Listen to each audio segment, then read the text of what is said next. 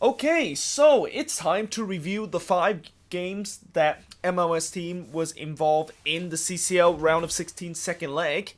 And I also just got back from the hospital, and I actually took my dad to the hospital, not because of medical emergency, but it's just a normal checkup.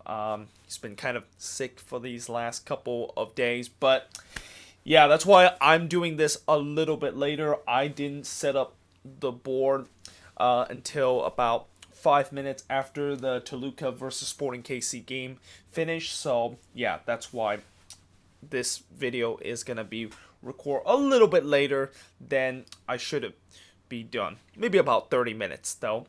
And also, since I did went to the hospital, I haven't recorded the prediction video for the MLS Western Conference, which I will do right after this video. Obviously, I know I said that I was going to upload that on Thursday, but now it looks like it's going to be Friday.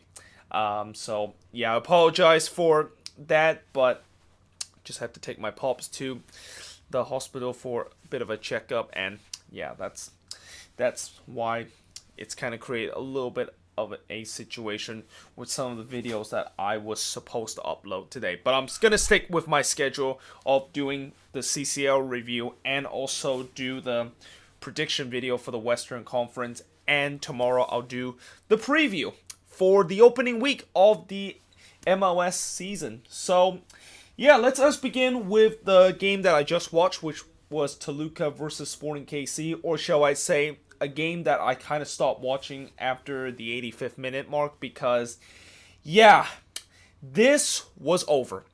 And, you know, Sporting KC, what a performance this was.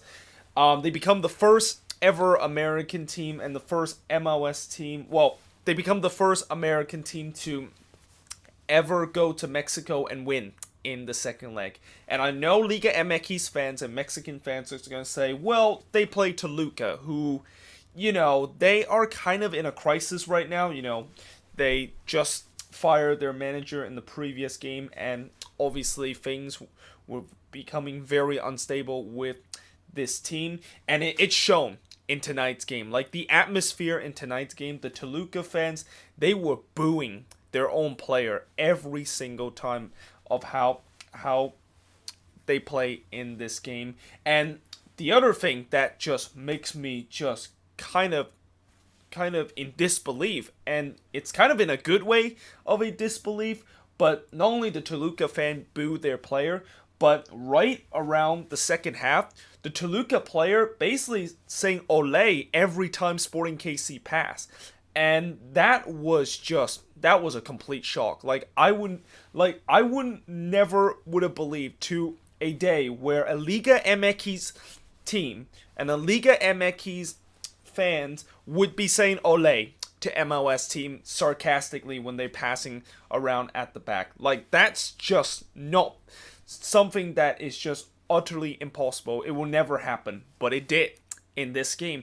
And even when Johnny Russell came off of the game, were being substituted, the Toluca fans were clapping to Johnny Russell. Like, they were clapping like as if Johnny Russell was a Toluca player. And then just earlier to that substitution, when one of the Toluca player came off, they absolutely boo the hell out of him. Like, they were just, it was almost as if they were ready to like thinking about what they're going to do after the game, and maybe do something that Real Madrid fan did to Gareth Bale a couple of years ago, where as soon as he leaves the parking lot, they are going to absolutely trash him and give it to him. It was incredible.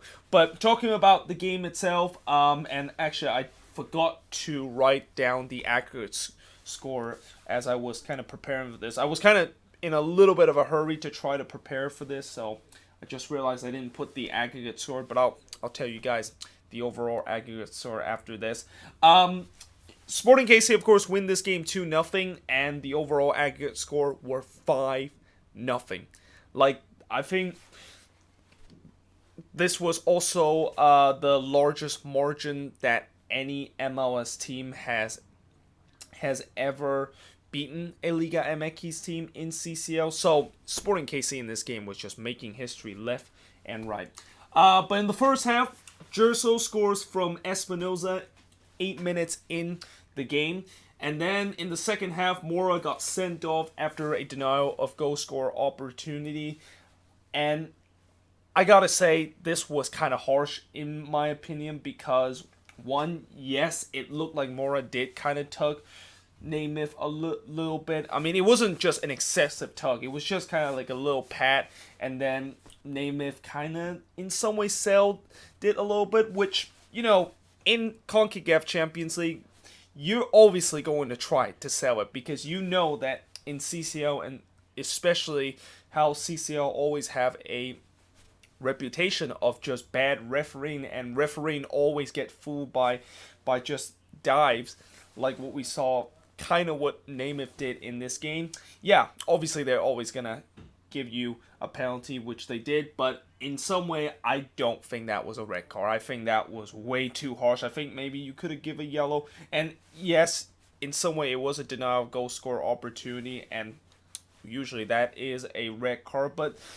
there seems like there's a change of rules in terms of denial of goal score opportunity interpretation. I know in the Champions League or in the Premier League, a denial of goal score opportunity usually isn't going to be seen as a red card, and there's kind of this rule called the double jeopardy rule, where if you brought someone down and, you know, it looked like you were trying to attempt to go for the ball, or even if it wasn't a whole lot of contact and it wasn't a reckless kind of denial of goal score opportunity kind of foul, then it's not a red card. And I guess CCL probably still haven't really enforced that rule yet. But either way, Naismith, of course, put the penalty away. It was a lovely penalty. He basically hits it to the top right of the net, and yeah, no goalkeeper in the world would have saved that. And that, of course, is your final score. And in terms of the stats in this game, shots in this game was relatively close. Sporting KC actually outshot Toluca only by 1, 11-10. But Sporting KC had 6 shot on goal compared to 0 that Toluca basically had. So Tim Melia didn't even need to make a save, and Tim Melia probably have one of the easiest clean sheet that he will ever get. Him and Luis Robles probably just had the easiest clean sheet that they will ever get in their life in the second leg of the CCL round of 16. Toluca did had 8 shot that was off target compared to 4 that Sporting KC had. Toluca had 2 shots that was blocked compared to 1, and Sporting KC had 62% possession compared to 38% that Toluca has. So, you know, overall, even though the shots was pretty close, Toluca was kind of shooting all over the place, and Sporting KC, you know, I know they actually hit the post once in this game, and I believe, was it Gutierrez that actually hits the post once, and the fans were like literally oozing, like the Toluca fans was just oozing, thinking that was going to the back of the net. And I think if that one went into the back of the net, they would have celebrated sarcastically. I mean, Toluca is just, I can tell that they are in crisis right now. And if you're a Toluca fans, you can probably tell me how bad things have got with your club. You know, I know that they are currently like in the bottom half of Liga MX right now and are enduring a very long losing run, but you got to give credit to Sporting KC. They got the job done, and now all of a sudden Sporting KC are actually in a pretty good spot in CCL, because now they play against Independiente, who, you know, yes, Independiente did kind of hand it to TFC, but let's face it, TFC and Sporting KC are 2 teams that is kind of like in a different category. Sporting KC, this team looks really dangerous, and maybe this team could be a team that can actually go all the way to the final. And, you know, after when we found out that Sporting KC was playing Toluca, nobody would have thought Sporting KC could potentially go to the final, because, you know, they were playing Toluca. Toluca, at that point, when the draw happened, it was a good team, but, you know, ever since they kind of fell off the cliff in their start of the season, their Clausura start of the season, for Sporting KC, now all of a sudden things does get easier for them. And I think once they play Independiente, if they win that, then they move on into the semifinal. Who, I know it's very early to say, but they get to either play Atlanta United or Monterrey. And I would really love if Atlanta and Sporting KC meet in the semifinal, because we know for sure that one MLS team will get into the CCL final. But yeah, next up, TFC. Speaking of which, well, all I'll say about this match is that TFC at least tried. Okay, Toronto actually gave it their all to try to maybe complete a dramatic comeback, but unfortunately, the only reason why they weren't able to complete this comeback, and one word to summarize why they didn't complete this comeback, is they weren't clinical. They were anything but clinical.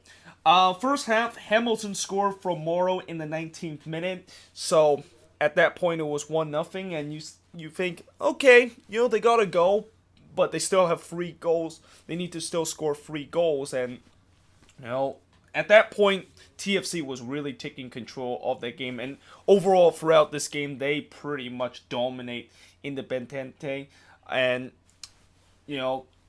about, I think, 10 minutes after when Jordan Hamilton scored the goal, he could have had a chance to get his brace when he was one-on-one with the Independiente goalkeeper. And the Independiente goalkeeper, I know I didn't mention it in the last CCL review between TFC and Independiente, but that goalkeeper, man, he is just playing out of his head in these last 2 legs. Like, the amount of big save that he has made, I won't be surprised if some MLS team is going to come calling and want him to get into MLS. Like, if you're an MLS team that has goalkeeper issue, then yeah, you probably maybe need to give Independiente a call, and maybe just give them a call that if they can get their goalkeeper to your MLS team. And yeah, because he was really good. And then in the second half, TFC continued to dominate, but unfortunately, in the 67th minute, their hopes of this dramatic comeback pretty much came to an end when Brownie, of course, scored a goal in the 67th minute. And again, Bradley and Simon getting caught ball watching, just a hopeful ball that just completely looped over their head, and then Brownie basically went through on goal, and it's 1-1 at that point. And at that point, you knew it was over. Like, you knew TFC was not going to come back from this, and they, of course, did not. Now, in terms of the shots of this game, this is going to just completely blow you away. TFC had 28 shots in this game. They had the most shot out of any team in MLS in the second leg of the round of 16 CCL, but yet they did not win. They even had more shot than Atlanta and the Red Bulls, who was just cruising in their game. They had 10 shots on goal compared to 3 that Independiente has. So once again, it shows how good the Independiente goalkeeper was. They had 11 shots off target compared to 3, which shows their kind of not being very clinical whatsoever. And they had 7 shots that was blocked compared to 0 that Independiente has. And in terms of possession-wise, TFC had 75% possession compared to 25% that Independiente has. But at the end of the day, they still could not get a win in this game. And overall, they, of course, are now out of the CCL and become the only MLS team to get knocked out in the CCL. And in many ways, you knew this was coming. Like, I know there were some TFC fans that might be hopeful that they come back from a 4-0 deficit. No, that's obviously, unfortunately, didn't happen. So, next up, Houston. Wow, that was a bit of a nerve-wracking kind of game for them, and they definitely made that look harder than it should be. Now, when you look at the scoreline here on the board, it says 2-1 Dynamo. What's so nerve-wracking about that? They won. They're moving on into the quarterfinal after beating Guastatoya 3-1 on aggregate. But when you watch the game, yeah, you'll understand how it was anything but easy for Houston. Houston did not roll over Guastatoya in this game. Now, before this game, there was a 2.5 hour lightning delay, and if it wasn't for that lightning delay, I wouldn't have actually. I would have not watched this game because both of these games was kicking off at the same time.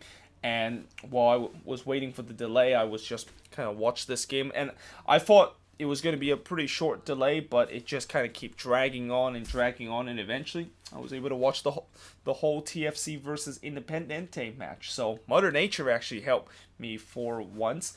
But in terms of this game, and by the way, I was also surprised that this game was going to kick off. Like, it was like 9 o'clock around local time, and I thought, man, are they still going to kick off this late in the game? And it turned out they still kicked off. And there was actually a lot of fans that attended this game. I mean, not being sarcastic, there was actually quite amount of fans that you wouldn't think would be at the stadium after a 2.5 hour delay and watch a game that kicked off at 9:30 on the weekday. Although most of those fans were actually Guatemala fans, so yeah, maybe I wouldn't kind of please how the Dynamo fans are being very loyal and at least stay for the long rain delay and watch their team play. Although their supporter group was still there and they were still playing the trumpet and playing the music, so at least I salute them for actually staying and wait out that 2.5 hour rain delay and watch the game that ended almost near midnight in this match. But talk about this game. Well, the first half there was no score, and the first half was pretty much a carbon copy of the first leg. Nothing really happened. Like, Houston was dominate possession, but they weren't really going forward on the attack. But the second half is where it gets really interesting, and that's when it gets really nerve-wracking if you were a Dynamo fan. So Guastatoya really started to put pressure on Houston in the second half, and Houston, they were still being very sloppy like what they were in the first half, and there was a couple of times where they gave the ball away in a very bad position, and Guastatoya was probably could have maybe capitalized on that mistake. But eventually Guastatoya did score, and in the 72nd minute, Navarro scores from Acuna, and it's 1-0 Guastatoya, and all of a sudden the aggregate score is tied at 1, and if it stays at that way, we're going to the penalty kick shootout. And if you're a Dynamo fan, that is when you just have a huge gut feeling that, oh no, this is not happening again. Is this going to be like last year where we're going to just completely collapse late in the game and then we end up losing the game at home when we had the advantage coming into this, and that we're not going to take care of our business? But to be fair to the Dynamo, they show resilience once again, and this is the third game in a row the Dynamo was able to come back after being down in the last 15 minutes, which is the complete opposite of what they did last season. Last season, it was the Dynamo, the one that usually take the lead heading to the last 15 minutes, and then they just blow it after the last 15 minutes. But in the last 3 games, they're able to come back despite the fact that they were down in that point. And what a way to get the equalizer than to get probably one of my favorite connection in MLS, the Elise Manotes connection. And that's exactly what happened here. Manotes scores from Elise in the 77th minute. I mean, God, I just love that connection. Like, no disrespect to the Lucho Acosta and Wayne Rooney connection, which is another connection that is just very strong, but there's just something tells me about the Manotes and Elise kind of connection that is just much better than the Lucho Acosta and Wayne Rooney connection. But here they did it in the 77th minute to get the equalizer, and then just to make sure that they are completely secure to move on into the next round, because even though they got that goal to take the lead heading into the last couple of minutes, if they give up one more, Guastatoya was going to have the big advantage of, with them getting the tying score in the aggregates, and they of course are going to move on because of away goals. But Manotas of course shut that door in the 85th minute, and that is your final score. Dynamo win 2-1, despite the fact that they look very sloppy in this game. Shots in this game, the Dynamo had 8 shots they had 8 shots in this game compared to 14 that Guastatoya have. They had 5 shot on goal compared to 6 that Guastatoya has. They had 3 shot off target compared to 6 that Guastatoya has. And they didn't have any shot that was blocked by Guastatoya compared to 2 that Guastatoya has.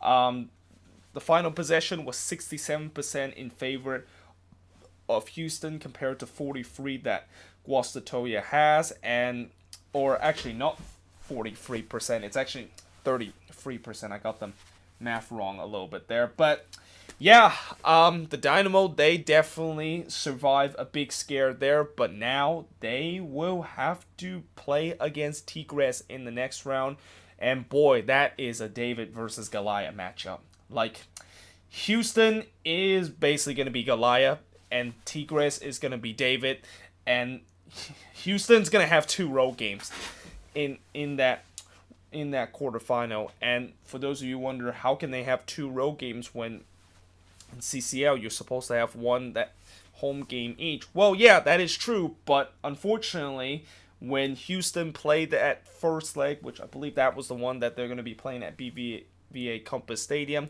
that's going to be filled with Tigres fans. Like, if you thought that in this game that there was a bunch of Guatemala fans sitting at BBVA's Compass Stadium to cheer on their home team Guastatoya, wait till you see Tigres fan. Like, I heard Tigres actually play in Houston every time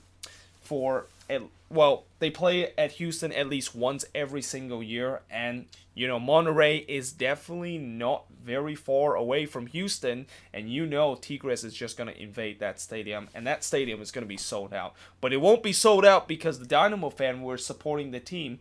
It's because Tigres fan is going to just took over the stadium, and yeah, good luck Dynamo, good luck Houston in terms of your next round. I mean, if you want to go any deeper, you got to beat the almighty Tigres, and if that happens, man, that will really put a big statement on MLS and saying that, yeah, MLS is for real right now, and that MLS might be leaping over Liga MX right now in terms of who is the best league right now in North America. Although, judging by the fact that if you look at the Liga MX versus MLS head-to-head kind of record in the last 10 matches in CCL, MLS has a big advantage in that, and it seems like there is a power shift right now between who is actually the better league, and MLS is kind of proving it right now with them doing very well in this competition. But yeah, next up, the Red Bulls. They won 3-0 over Atletico Pantoja, and really this was a carbon copy of the first leg. I mean, the Red Bulls absolutely dominated this game. They didn't even allow the first shot on target or the first shot for Pantoja until the second half. That just shows how dominant they were. But unfortunately, just like the first leg, the Red Bulls clearly should have won by more than just the 3-0 that they did. They could have easily scored 6 and 7 goals in this game. But in the first half, Davis scored in the 17th minute, and what a goal that was. Like, anytime when you see a player score from a header, it is absolutely spectacular. But when you see a player score a header from 15 yards out, that is even more impressive, and just, it is incredibly difficult to generate that much of a power from the header if you're so far away from goal. But yet, Sean Davis proved that you can do it in that situation, and the Red Bulls, of course, taking a 1-0 lead after that. And then they double their lead thanks to Royer, who scored the penalty in the 32nd minute. And I swear to God, Royer, he should have had at least 6 goals in these last 2 legs. I mean, the amount of chances that he has had in these last 2 legs is just I don't know how he only scored 2 goals, and one of them came in the penalty spot. So technically, he only scored 1 goal in open play, but he should have at least had 5 goals in open play right now.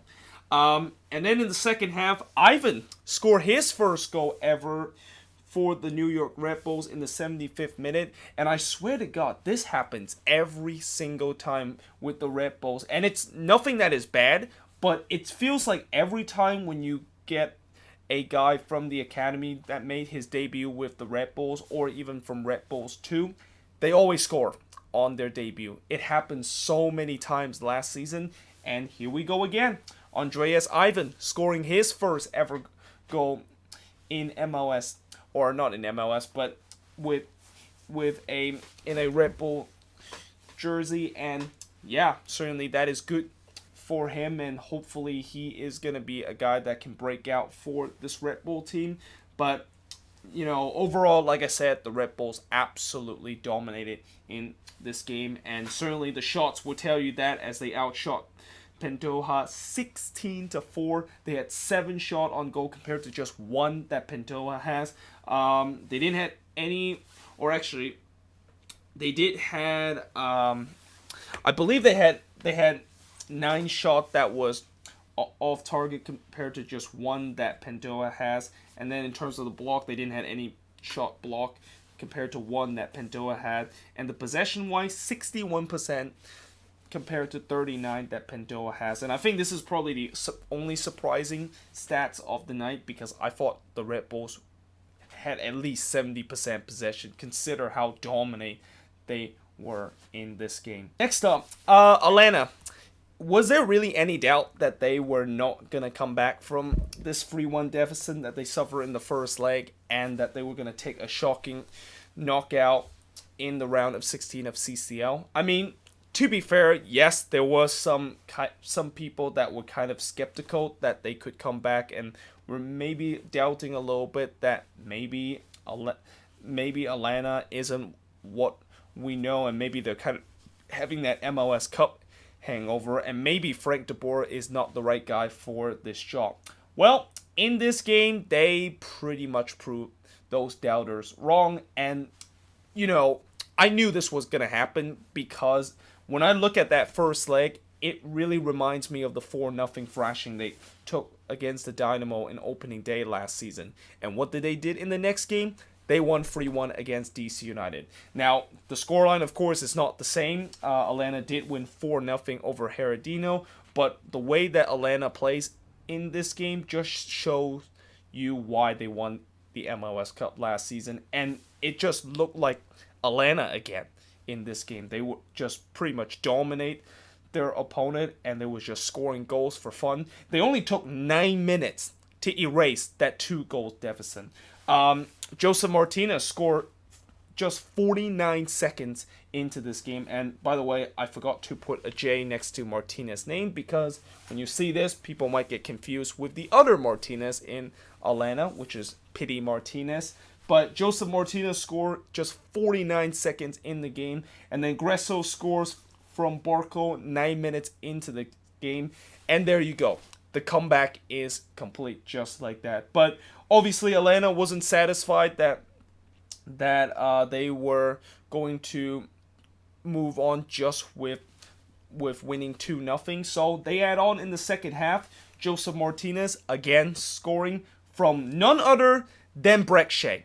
And no, this is not a mistake. This is actually real. Brek Shea actually got an assist and did something in the game.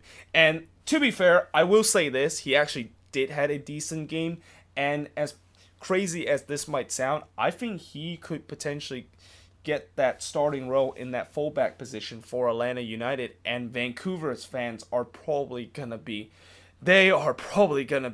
driving absolutely nuts and just kind of pulling their hair out, thinking, how in the world is Brek Shea doing very good with Atlanta, but when he was with us, he was doing pretty bad. Now, to be fair, in this game, he also had a chance to score a goal from an empty net in the first half, and he just completely missed it.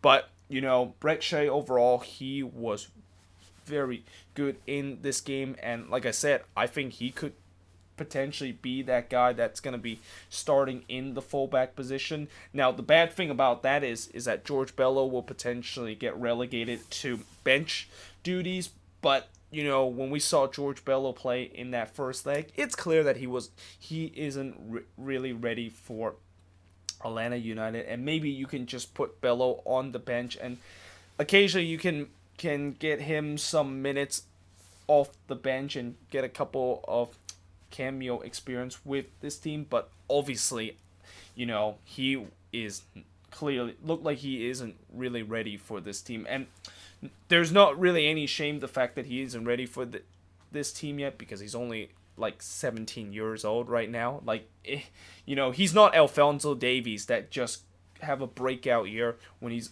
only 17 years old. But Atlanta, of course, would score the fourth goal to pretty much shut the door and clear any doubt. Like, even at 3-0, if Herediano would have scored a goal, this would have gone straight to penalties. But LGP, of course, scores from Barco in the 83rd minute to put those thoughts of maybe Herediano would snatch a goal and force this to go to penalties out of people's mind. And Ezequiel Barco, what a game he has. 2 assists from him, and this is the Barco that Atlanta paid for him. Like, there's been just so many questions heading into this year about Ezequiel Barco, and you know, whether is he actually gonna potentially perform and live up to the hype that his transfer fee says. And right now, especially from what we saw in this game, the answer is yes. It looked like he has lived up to this hype. But you know, one thing I will say about Barco is that he needs to continue to have these kinds of performance. Like, he can't just have this kind of one-off kind of performance and then rest of the season he suck again. You know, he needs to have these kind of performance that really just proves that he is worth the price tag, and that, you know, he's gonna get a big chance of getting a big money move to a European team in the near future. But in terms of the shots in this game, Atlanta dominate the shots chart with 18 shots compared to 7 that Herediano has.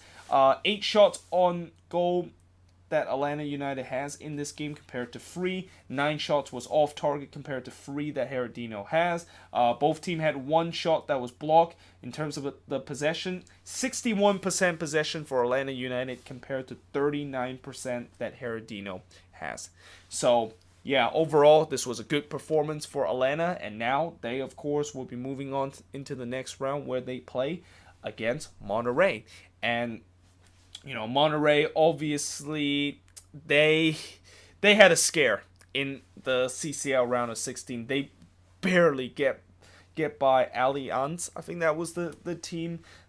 And they actually won like a penalty late in the game to move on into the quarterfinal. So unlike how the Red Bulls are going to just face an absolute hot and just spicy kind of Santos Laguna team that destroyed their opponent in the round of 16, Atlanta kind of have a bit of an easier task against Monterrey, although, you know, Monterrey is still a very good team. And speaking of Monterrey, I get a chance to watch them play the Quakes in a couple of weeks, although I doubt that in that game they'll probably not really start their strongest team. But still, it's interesting to see a Liga MX team play an MLS team, even in a friendly match. But yeah, for Atlanta, they of course will play them for Rio, and it will be for the quarterfinal. And if they win that, there's a chance that they can face Sporting KC in the semifinal. Like, it's kind of crazy how CCL semifinal and we have 2 MLS teams facing each other.